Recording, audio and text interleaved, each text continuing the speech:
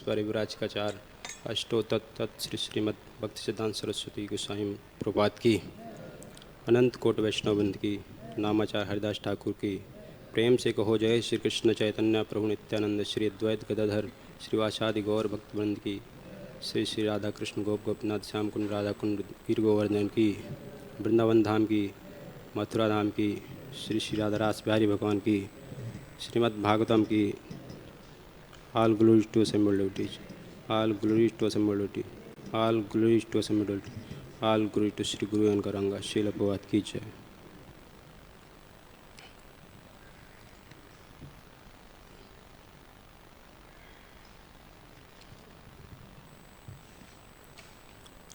ओम नमो भगवते वासुदेवाय.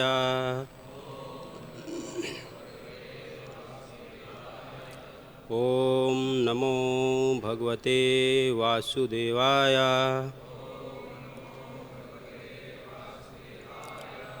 ओम नमो भगवते वासुदेवाय.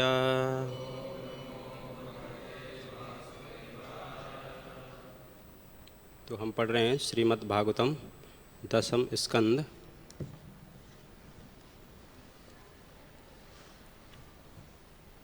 अध्याय 20 और श्लोक संख्या 36.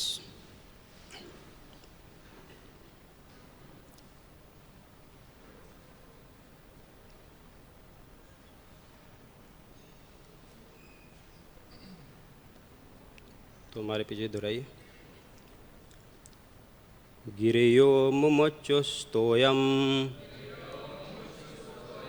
क्वचिन्ना मुमुच्यो शिवम यथा ज्ञानामृतं काले ज्ञानिनो ददते नवा. गिरियो मुमुच्युस्तोयम क्वचिन्ना मुमुच्यो शिवम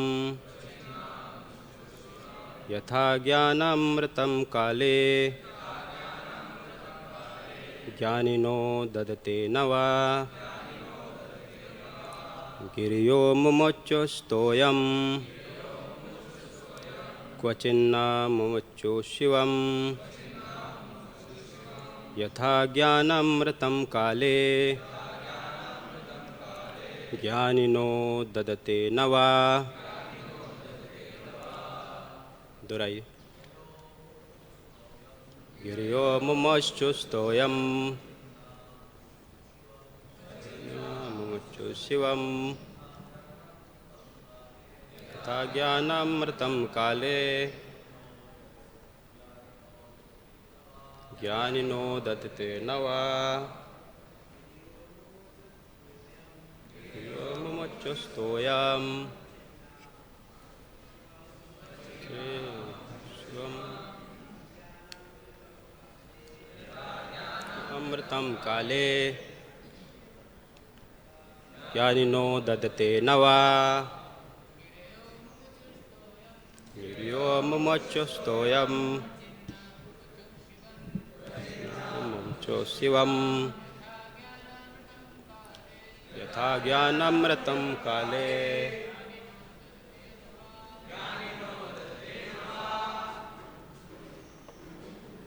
माता जी. गिरियो मुमुच्युस्तोयम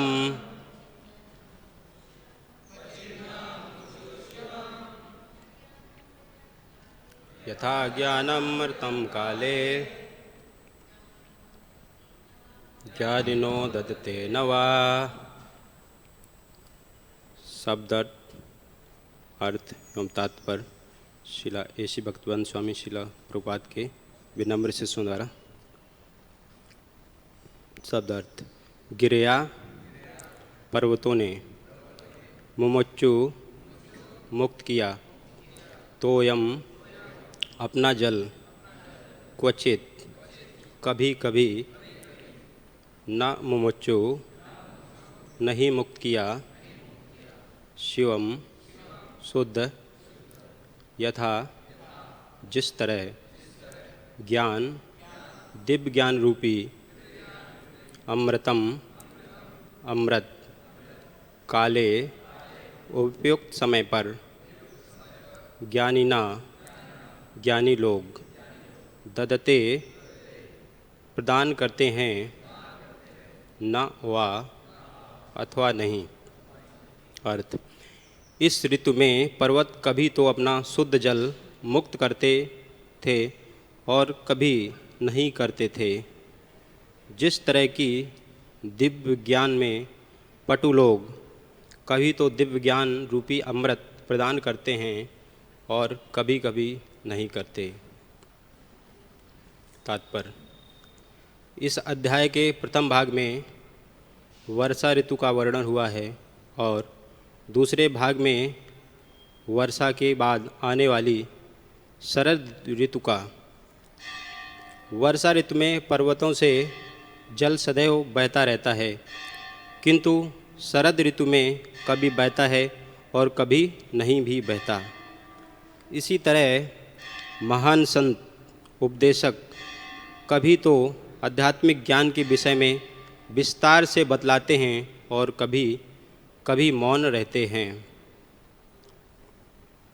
स्वरूप सिद्ध व्यक्ति परमात्मा के निकट संपर्क में रहता है, अतः परमात्मा की इच्छा अनुसार पटु आध्यात्मिक विज्ञानी परिस्थिति विशेष को देखते हुए परब्रह्म के विषय में बातें कर भी सकते हैं और नहीं भी कर सकते। तो शीला प्रभात जी ने इस श्लोक पे भागवत का प्रकाश में अर्थ और भावार्थ लिखा है, उसको भी पढ़ेंगे।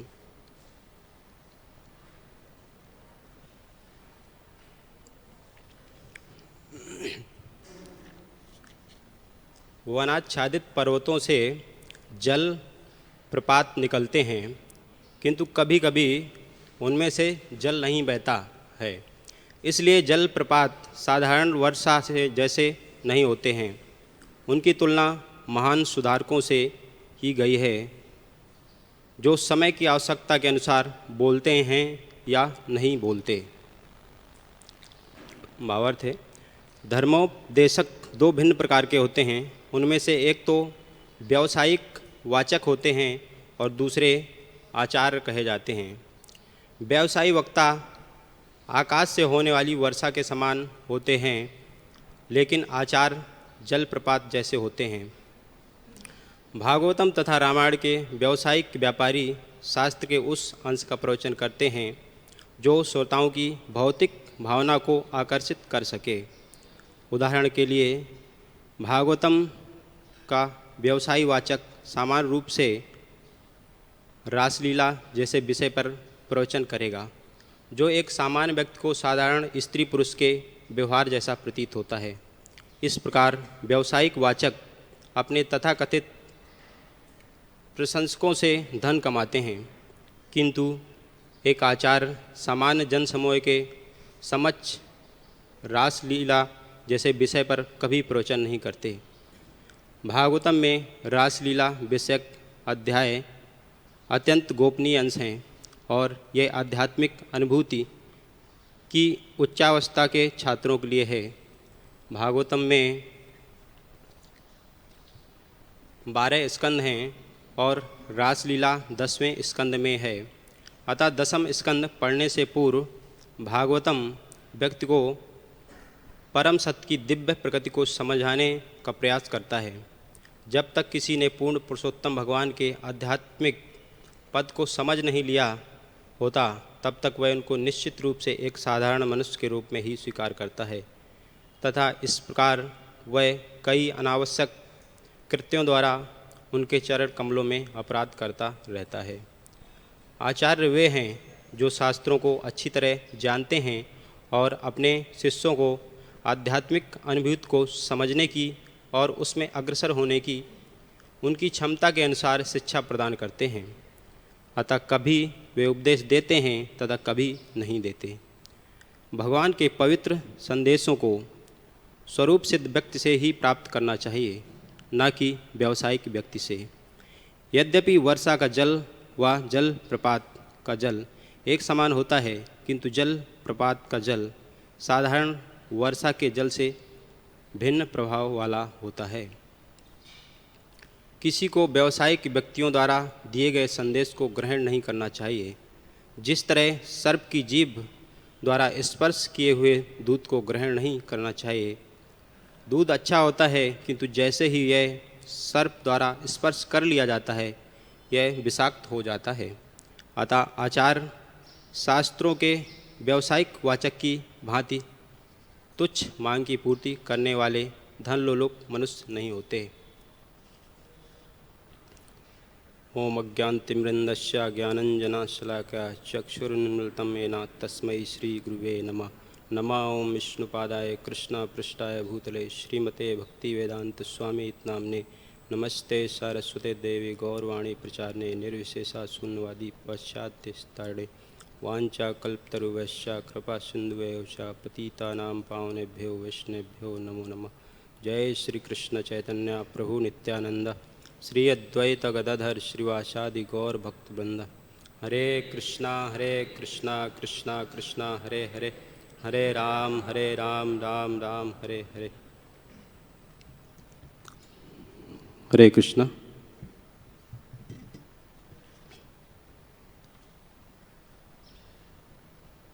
तो सभी भक्तों से मैं आशीर्वाद की कामना चाहता हूँ ताकि मैं कुछ बोल सकूं जैसा प्रभुपाद जी ने बताया और इस श्लोक के तात्पर्य के अनुसार। गिरयो मोचोस्तोयम क्वचित मोचो शिवम यथा ज्ञान अमृतम काले ज्ञानिनो ददते नवा। इस ऋतु में पर्वत कभी तो अपने शुद्ध जल मुक्त करते थे और कभी नहीं करते थे। जिस तरह की दिव्य विज्ञान में पटु लोग कभी तो दिव्य ज्ञान रूपी अमृत प्रदान करते हैं और कभी नहीं करते। तो यहाँ पर बताया गया है कि जब भी वर्षा ऋतु ख़त्म हो जाती है तो उसके बाद शरद ऋतु आती है, तो जो प्रकृति में है वो क्या होता है।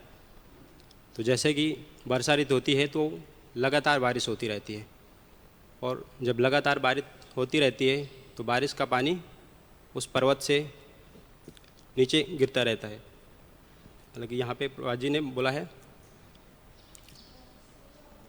कि जो पर्वत है वो वनाच्छादित है पर्वत है, साधारण पर्वत नहीं है, उनमें वन लगे हुए हैं।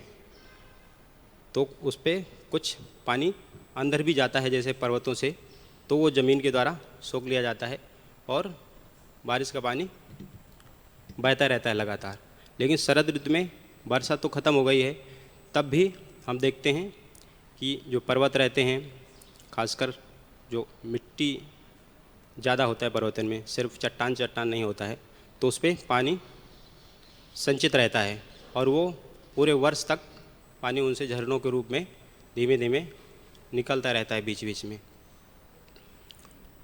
तो यहाँ पर तात्पर्य में बताया गया है कि उसी तरह से जो आध्यात्मिक गुरु हैं, विद्वान हैं, वो अपना जो ज्ञान है वो समय के अनुसार, परिस्थिति के अनुसार लोगों को ज्ञान देते हैं, और हम कि उनको आध्यात्मिक ज्ञान वो कभी ग्रहण कर पाएंगे, तैयार हैं उसके अनुसार। तो जैसे हम देखते हैं कि अनेक आचार्यों के बारे में कि किस तरह से वो इस दिव्य ज्ञान को कितने पराकाष्ठा से लोगों को बताते हैं, क्योंकि अगर वो व्यक्ति उसके अनुसार जितने लेवल पे है, जिसको वो समझ सकता है, उतना नहीं बताया जाएगा तो वो उसका लाभ नहीं होगा उससे, और वो उल्टा अपराध कर देगा या उसको स्वीकार नहीं करेगा और दूसरों को भी गलत प्रचार करेगा। हाँ, यहाँ तक कि भौतिक चीज़ में भी देखेंगे, अगर उसी के अनुसार नहीं हुआ, जैसे अभी कोई बल्ब वही है तो उसमें पार्टिकल सप्लाई जैसे पावर होता है उसका, कुछ कितने वेट का है, उतना नहीं दिया गया तो वो काम नहीं करेगा। अभी कुछ दिन पहले जो फायर सिस्टम है उसका अलार्म सिस्टम रहता है, तो मैं उसको खोला था तो उस पर कहीं पे पावर सप्लाई का वो नहीं लिखा हुआ था कि इस पर 2 करंट होता है, एसी और डीसी। तो वो एसी लगेगा मतलब कि डीसी लगेगा ना, तो मैं सेल लगा के पहले देखा कि डीसी लगाएंगे तो कभी कोई ख़राब नहीं होगा चीज़, तो लगा के देखा वो नहीं चल रहा था ना, क्योंकि वो जो सेल लगाया था मैं एक्चुअली तो काम नहीं किया। अभी उसके बाद मैंने उसको पावर सप्लाई में डाल दिया, तो उसमें जितने भी रेजिस्टेंस लगे हुए थे, 3-4 रजिस्टर लगे थे, तो सभी एक एक करके ब्लास्ट हुए, धड़ाम धड़ाम करके आवाज़ आए। वो पूरा मशीन मतलब डिस्ट्रॉय हो गया, क्योंकि वो एक्चुअली डीसी ही था और उस पर मतलब मैंने जो सेल लगाया था वो कम पावर का लगाया था, तो उससे वो चला नहीं। तो उसी तरह से ये है कि अगर भक्त लोग देखते हैं कि जो बद्ध आत्मा है, बद्ध जीव, वो किसी परिस्थिति में है, उसके अनुसार से ज्ञान देते हैं। जैसे कि प्रभुपाद जी जब अमेरिका गए थे तो शुरुआत में अग्रवाल फैमिली के घर में रुके थे, बटलर में, पेंसिल्वानी में। तो वहाँ पे वो अपना रियलाइजेशन बताती हैं, वो शैली अग्रवाल माता जी, कि वो प्रभुपाद जी किस तरह से उनके घर पे, जबकि इतने आध्यात्मिक गुरु ना, इसमें बताया गया कि वो हमेशा भगवान को साथ में रखते हैं जो ऐसे वक्त होते हैं, लेकिन तब भी वो उनके साथ रहते थे। जब भी उनसे बात भी उनसे करते थे तो नॉर्मल भौतिक बात, अलग अलग चीज़ों के बारे में, उनके घर में बहुत सारे इलेक्ट्रॉनिक गैजेट थे या दूसरे सामान है उसके बारे में चर्चा करते थे, और जब खाली रहते थे तो सिर्फ जप करते थे। इसके अलावा प्रभुपाद जी स्वयं खाना बनाते थे, पहले अपने लिए बनाते थे सिंगल टिफिन में, उसके बाद पूरे फैमिली के लिए ही वो ही बनाने लगे ना। और यहाँ तक कि जो उनसे विजिटर आते थे वो सिगरेट पीते थे, वो माता जी भी सिगरेट पीती थी, तो वो बोलती हैं कि प्रभुपाद जी के सामने मैं नहीं पीती थी ना, लेकिन तब भी प्रभुपाद जी ऐसे रहे थे और उनका अपना एसोसिएशन दिया था, और बाद में किस तरह से उनका हृदय परिवर्तित हुआ, बाद में भक्त हुए ना। तो ये स्थिति देखते हैं। तो इसी तरह हम अलग अलग कुछ भागवतम से और एग्जाम्पल ले देखेंगे। जैसे कि सुखदेव गोस्वामी थे, अवधूत के रूप में थे।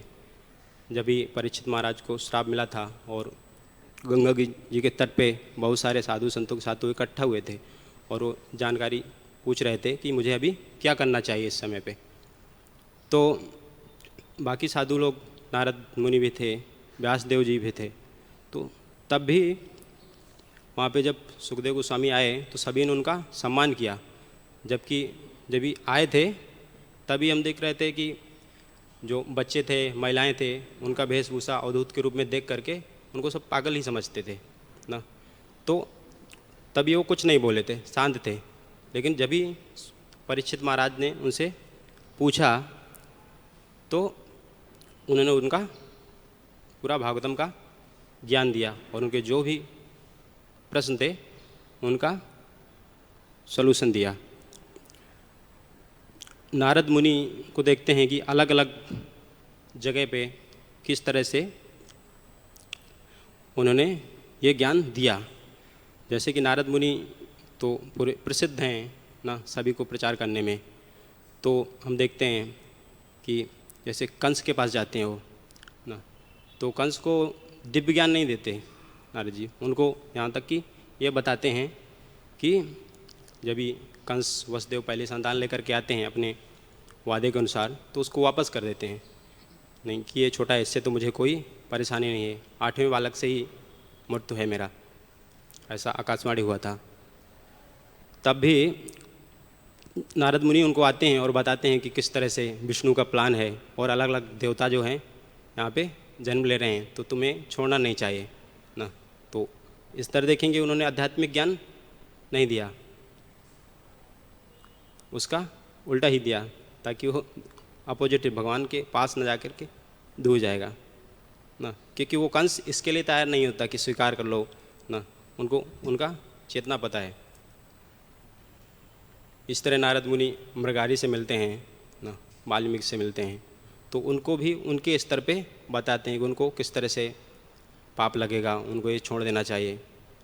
परिवार के पास भेजते हैं कि तुम्हारा जो पाप कर रहा है उसका रिएक्शन किस तरह से होगा, तो वहाँ पे ऐसा बोलते हैं। इसके बाद जड़ भरत का देखते हैं। जो जड़ भरत थे कि किस तरह से पहले भरत महाराज थे, उत्तम कोटि के भक्त थे, उसके बाद मृग का शरीर प्राप्त हुआ, और जब भी उनको जड़ भरत का शरीर प्राप्त हुआ तब भी उनको पूर्व जन्म के बारे में पता था। और वो बाहरी भौतिक रूप से गूंगे और बहरे जैसे रहते थे, कोई भी रिएक्ट ही नहीं करते थे। यहाँ तक कि कुछ डाकू ने उनको पकड़ करके काली माता के मंदिर में बलि चढ़ाने के लिए भी लेके गए, तब भी वो कुछ बोले नहीं। और जब भी महाराज रहुगुण जा रहे थे कहीं कथा सुनने और उनका जो पालकी ढोने वाले लेके जा रहे थे, तो उनमें से एक को कुछ प्रॉब्लम हुआ, तभी उन्होंने उनको देखा तंदुरुस्त हैं, जड़ भरत वहाँ पे थे, तो उनको सम्मिलित कर लिया और तो वो उसके लिए भी राजी हो गए, तो उनका पालकी ढूंढने के लिए। लेकिन जब भी महाराज रहुगुणा ने देखा कि वो सही से नहीं चला रहे पालकी, हिला रहे वगैरह, तो काफ़ी नाराज़ हुए और कटु शब्द कहे। तो इसको जड़ भरत अपने लिए कोई प्रॉब्लम नहीं थी, उनको ये थी कि अभी ये ऐसा बोल रहा है और मैं तो भगवान का भक्त हूँ ना। उसमें बताया गया है कि वो भगवान के धाम थे, उनके हृदय में भगवान का धाम था, भगवान स्वयं निवास करते थे ना, तो इतना रियलाइज सोल थे। तो तब उन्होंने बोला और बताया कि किस तरह से वो स्वयं देहात्म बुद्धि से परे हैं, और जितना ये शरीर के बारे में वो बता रहे थे, तो बोले कि मैं वो शरीर नहीं हूँ ना। तो देखते हैं कि समय मिलने पर वो भी किस तरह से ज्ञान दिया और फिर पूरा अध्याय में उनको बहुत सारा नॉलेज देते हैं, और जो रहुगुणा है बाद में उनसे माफ़ी मांगते हैं और पूरा बहुत सारे क्वेश्चन पूछते हैं। इस तरह प्रहलाद महाराज जब भी वो अपने सहपाठी स्कूल में बच्चों के साथ थे, अपने मित्रों के साथ, तो वहाँ पे शुद्ध भक्ति का ज्ञान देते हैं ना, कि किस तरह से उनको ये मनुष्य जीवन है नष्ट नहीं करना चाहिए, बचपन से कैसे भक्ति करना चाहिए, कीर्तन करते थे ना।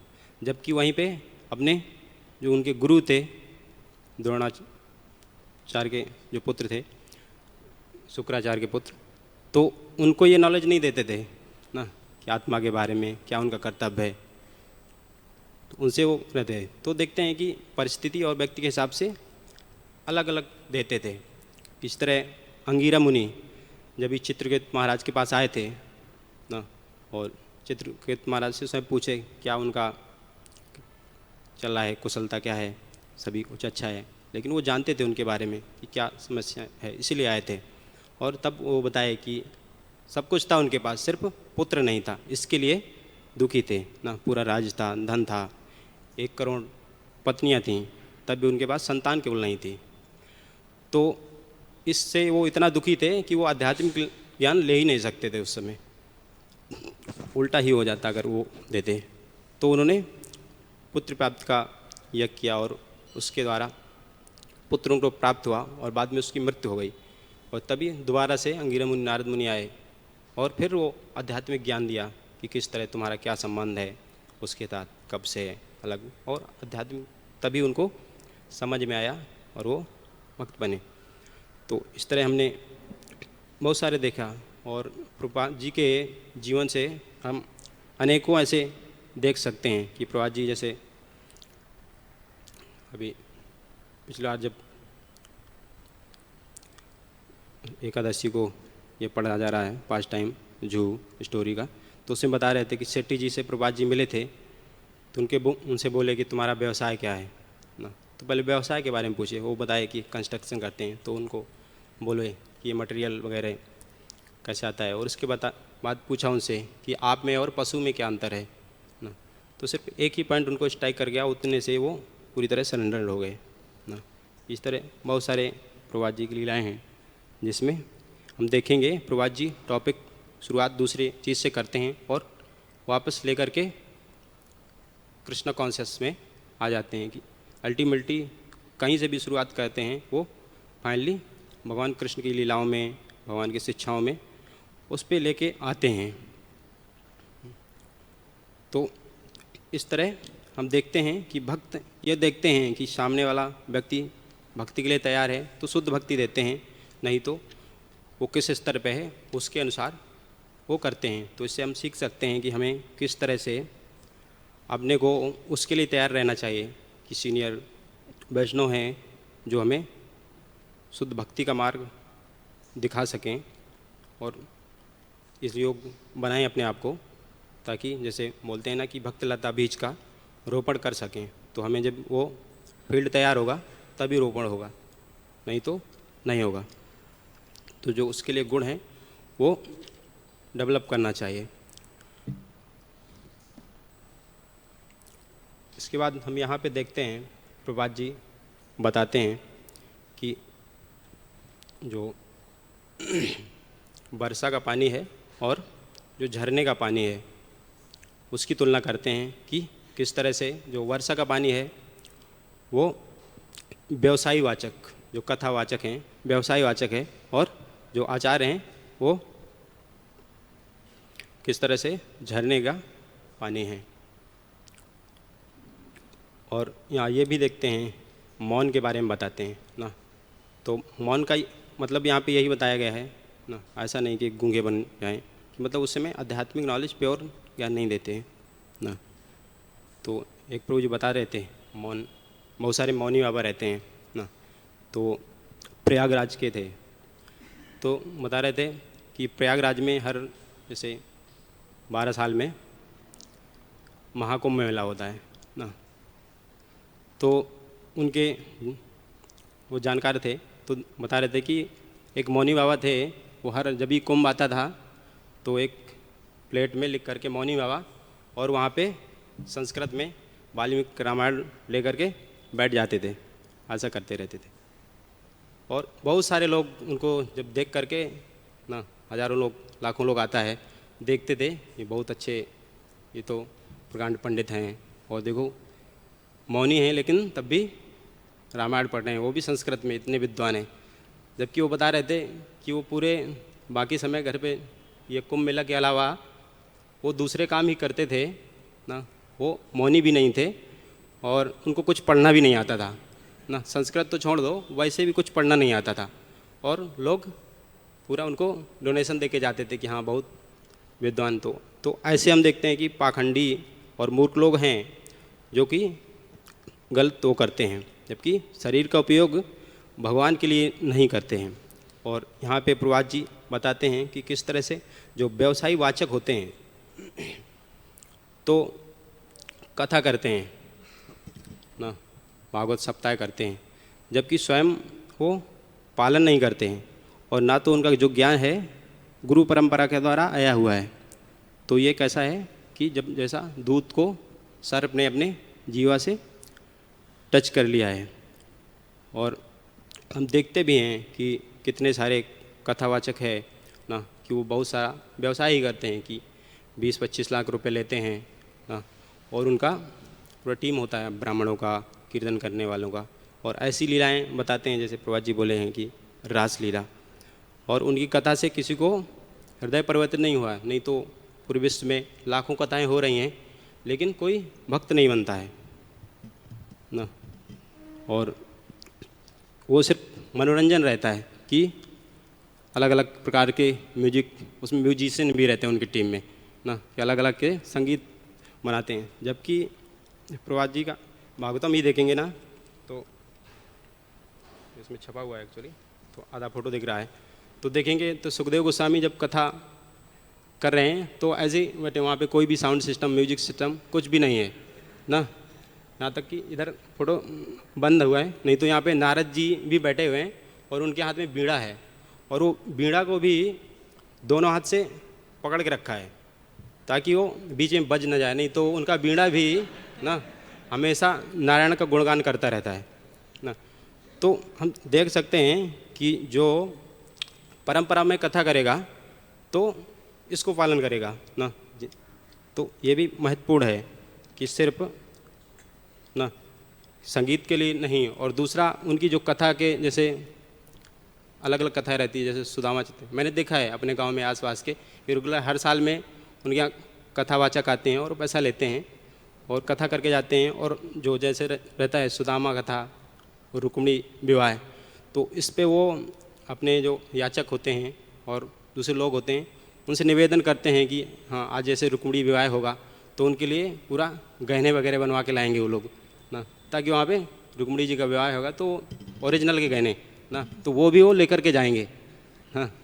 और कथा से तो उनको लाभ होगा नहीं, और सिर्फ उनका धन जाएगा, कोई अंदर का जो चेतना है वो उसी तरह रहेगी एज इट इज़ ना, उस पर कोई परिवर्तन नहीं आएगा।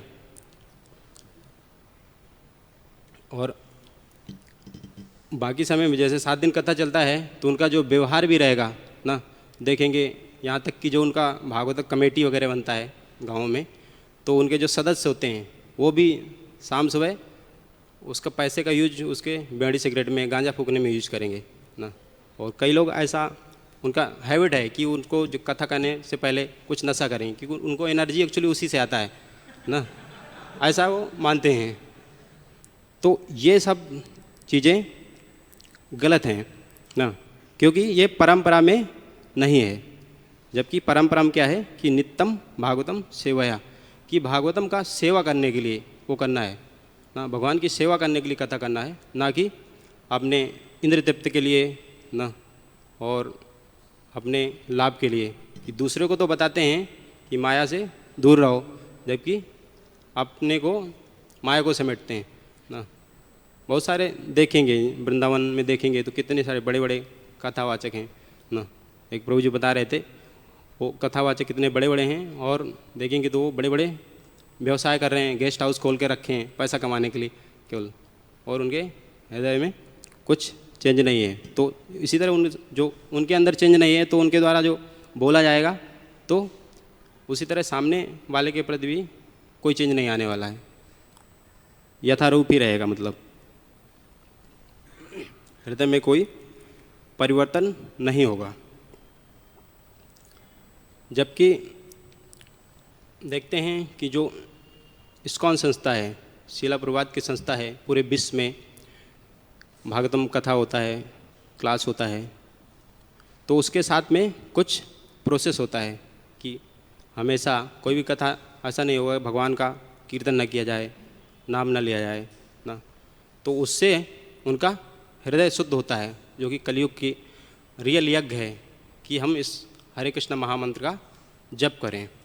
हरे कृष्णा कृष्णा कृष्णा हरे हरे, हरे राम राम राम हरे हरे। भगवान के नाम का जप करें। और जो नियम हैं ना, जैसे 4 नियम हैं या बाकी मंदिर के जो नियम हैं कि रेगुलर मंगल आरती में आएँ, गुरु पूजा में आएँ, और जो यही वास्तविक जैसे शरीर के लिए और आत्मा के लिए भोजन चाहिए। तो हम देखते हैं सुबह से ही प्रभुपाद जी ने ऐसा सेट किया है कि 4 बजे से 9 बजे तक पूरा आत्मा के लिए फुल प्रसादम है ना, कि वो आत्मा उतने में तृप्त हो जाएगा, और इस भागवतम के बाद प्रसाद रहता है तो शरीर के लिए भी सफिशेंट हो जाएगा। तो जब आत्मा और शरीर दोनों संतुष्ट हो जाएगा तो उसके बाद वो सेवा आराम से कर सकता है ना।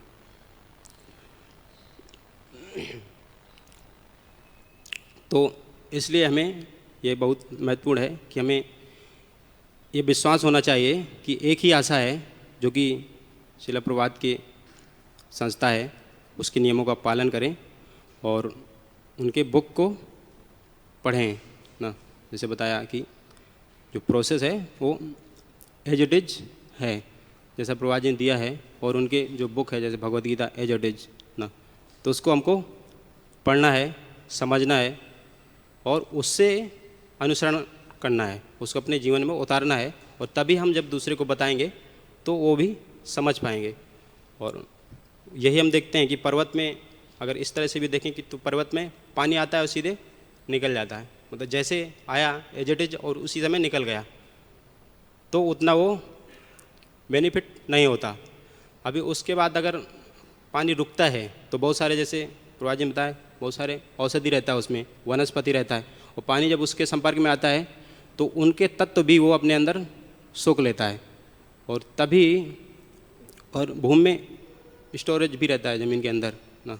हमने देखा है बचपन में जाते थे झरने में नहाने यमुना किनारे, तो उसमें पानी भी गर्म पानी आता है पूरा ना, और उस पर ये सभी जो देखते हैं कि औषधि तत्व भी मिल जाते हैं, तो इसलिए ये ज़्यादा लाभदायक हो जाता है। तो उसी तरह ये जो बुक्स है या लेक्चर है, उसको जब किसी ने सुना है और उसको अपने अंदर उतारा हुआ है, और जब वो देता है तो उस पर और पावरफुल हो जाता है, तो उसको जो सुनेगा पढ़ेगा तो ज़्यादा मजबूत बनेगा, और जब वो मजबूत बनेगा तो दूसरे को भी वो देगा तो उसको भी मजबूती दे सकता है। समय हो गया है ना, तो हरे कृष्णा, कुछ गलती होगा तो माफ़ करना। महाराज की कुछ क्वेश्चन? यस।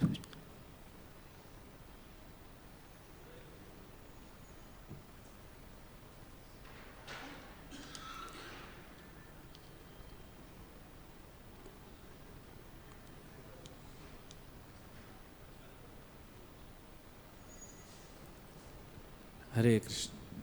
तो प्रश्न तो नहीं है, लेकिन कुछ कहना चाहता हूँ कि जय। तो कालचरण प्रभु को मैं 10 साल से जानता हूँ, और जब वो 2011 में मुझसे पहली बार मिले थे, हमारे साथ चॉइस में रहे थे वो जयपुर में, और लगा कुछ भी प्रचार नहीं करते थे, एक भी लेक्चर नहीं देते थे, किसी को भी बोलो प्रचार करने नहीं करते थे। और आज बड़ा अद्भुत आनंद मिल रहा है। कालचरण प्रभु यहाँ पे व्यासासन में बैठ के भागवतम दे रहे हैं, बड़े सुंदर और सरल शैली से। आप देख रहे हैं कुछ बनावट नहीं है, कुछ दिखावट नहीं है, लेकिन फिर भी भक्तों को आनंद आ रहा है क्लास सुनने में। तो आप कालचरण प्रभु को कभी भी देखेंगे, इनका फुल मॉर्निंग प्रोग्राम रहता है और दिन भर सेवा में लगते हैं। तो ये प्रभुपाद जी बताते हैं कि सेवा करने से हमारा हृदय शुद्ध होता है और तब हम एक्चुअली भागवत बोलने के अधिकारी बनते हैं। तो मैं धन्यवाद देना चाहूँगा कालचरण प्रभु को कि इतने सरल भाषा में और इतना सुंदर तरीके से उन्होंने ये बताया। परम पूज्य राधा गोविंद महाराज कहते हैं जो गांव के लोग हैं वो बड़े सरलता से रहते हैं और भागवत को समझ सकते हैं, क्योंकि सुखदेव गोस्वामी ने सब गांव के एग्जाम्पल दिए हैं। तो प्रभु जी वही गांव में रहे हैं, 12वीं तक उस गांव में रहे जहाँ पे बिजली भी नहीं थी। इनके घर के एक तरफ यमुना है, एक तरफ गंगा है, तो इसलिए वो उदाहरण दे रहे हैं। और अपने जी का वो क्या नाम है उसका, जो गंगा जमुना के बीच में आपका हमीरपुर, हमीरपुर, प्रयागराज से पहले से पहले कानपुर के पास। तो बहुत बहुत धन्यवाद कालचरण प्रभु का। हरे कृष्ण।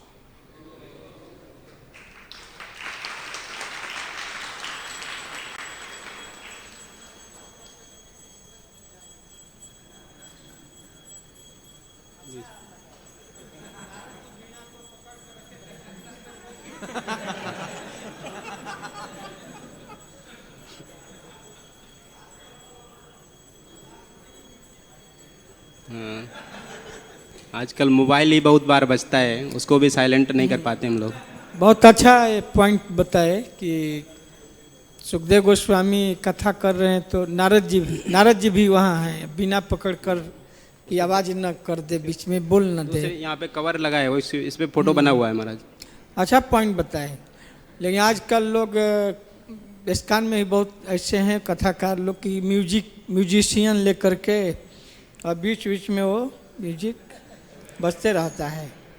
तो मुझे भी एक बार कहा कि अभी मैं बोला म्यूजिक से हमको तो डिस्टर्ब होता है, हमको नहीं चाहिए, में डिस्टर्ब होता है। मैं कहा नहीं, हम लोग जैसे प्रभुपाद जी अपने परंपरा में वही हम लोग के लिए ठीक है। बीच में म्यूजिक देना, ये करना, ये सब क्या है। बहुत अच्छा पॉइंट बताए नारद जी वाला, धन्यवाद।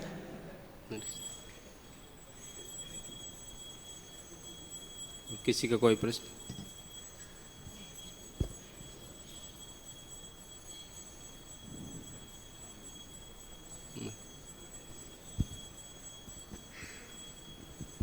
हरे कृष्णा प्रभु, बहुत धन्यवाद। काफ़ी रोचक कथा किया आपने। शुरू में जो एग्जाम्पल दिया आपने, वो रेजिस्टेंस जो उड़ रहे थे, जो आपने गलत सप्लाई दे दिया, तो उससे मुझे जैसे ऐसे लगा कि कई बार हम भी ऐसा कर देते हैं।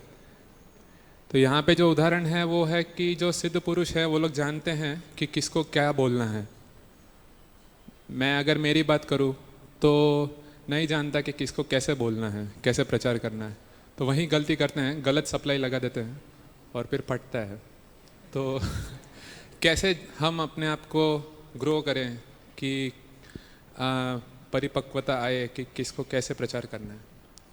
तो हम जब से भक्ति में आए तब से हम देखते हैं एक्चुअली, जैसे कोई नया व्यक्ति जिस कॉलेज में प्रचार करते हैं, तो अगर वो पहली बार घर जाता है, अगर अपने हॉस्टल से भी में रहता है तो हम लोग बताते हैं कि वहाँ पे जा कर के ये सभी नहीं बताने का कि जब करना है, मैं शरीर नहीं हूँ, आत्मा हूँ और ये सब माया है।